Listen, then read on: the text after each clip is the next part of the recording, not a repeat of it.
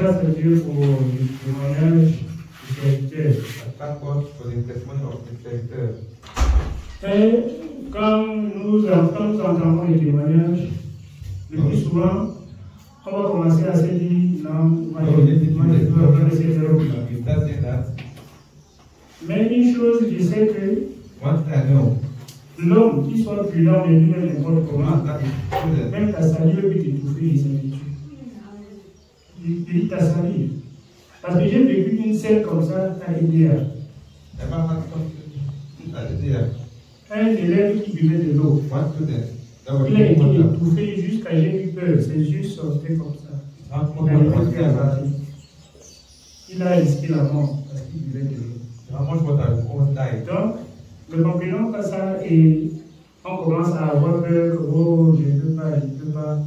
Parce que notre bien-aimé, qui a fait aussi la même route il y a quelques fois, pendant qu'on rendait les témoignages, je le voyais pousser des respirations.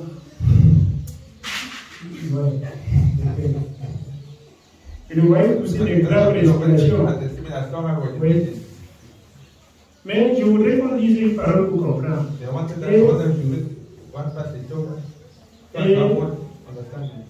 D'ailleurs, quand nous comprenons ce qu'il dit, la vie de l'homme est comme ça.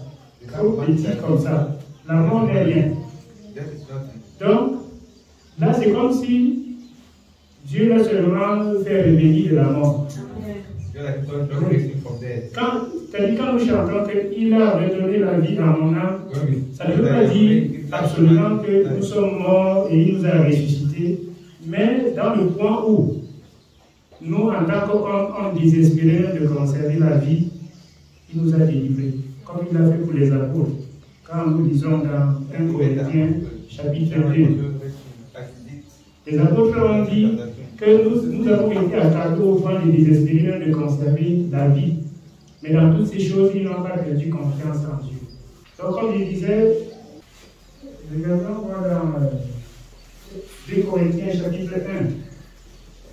Nous commençons au verset 8.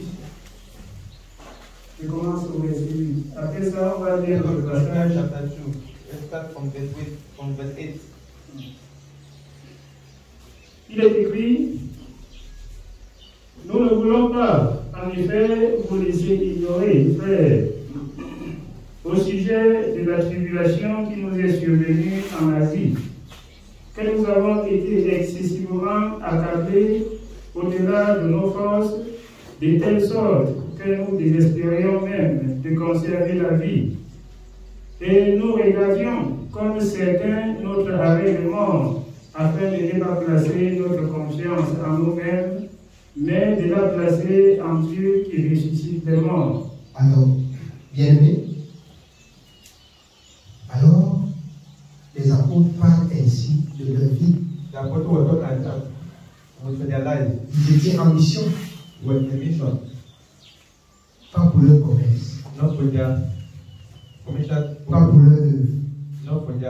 Mais pour l'œuvre de Dieu.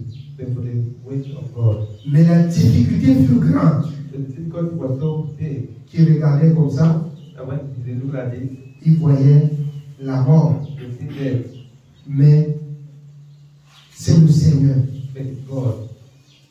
qui les a choisis pour la mission, qui les a gardés en vie.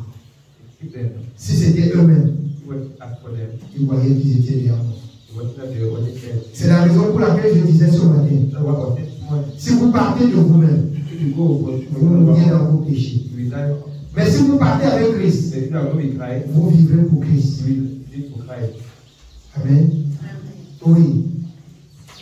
Alors, je continue en fait en disant, nous, quand nous disons là, nous comprenons que là où ils étaient, il n'y a pas moyen de tenir une branche d'arbre pour respirer un peu. Donc ils étaient, comme on dit, au bord du gouffre. Ils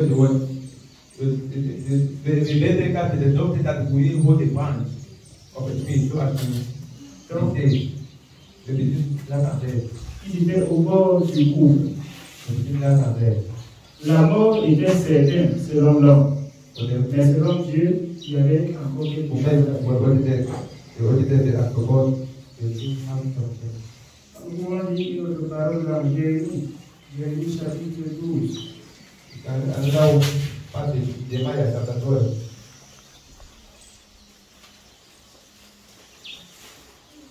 Parce que quand nous comprenons l'exhortation que le frère de serviteur nous donne, ça doit beaucoup nous encourager. Il faut avoir beaucoup de foi. So when we listen to the exhortation that the man of God giving us, we encourage us, you have to have so much faith. Il faut savoir que c'est dangereux. Mais j'y vais. Il faut être véritablement un enfant de Dieu. Sinon, nous voyons dans Jérémie chapitre 12, Jeremiah chapter 12, au verset 5, verset 5 à 6. Si tu cours avec des piétons et qu'ils te fatiguent, comment pourras-tu lutter contre les chevaux? Et si tu ne te crois en sûreté que dans une contrée paisible, que feras-tu sur les rives orgueilleuses du Jourdain? Amen. Alors, si tu voyages seulement dans les eaux calmes, tu peux traverser le jour où, par exemple, tu dois rentrer dans les eaux qui s'agitent, tu vas faire comment? Donc il faut par moment éprouver sa foi. Il faut par moment éprouver sa foi. Mon désir hier même était de prier avec vous. Ça n'a pas été possible, mais j'ai dit qu'il n'y a pas de problème. Demain dimanche, c'est possible. C'est pourquoi je rends grâce à Dieu. Je suis content de vous voir. Je suis content de témoigner pour Dieu. Je suis content et je voudrais que mon témoignage, bien aimé, brusque votre foi.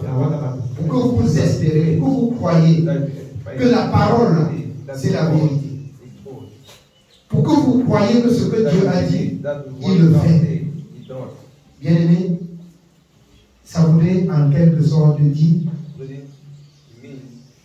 le Seigneur a bien voulu que je sois l'éprouvé, pour que vous compreniez que c'est la vérité et que c'est possible.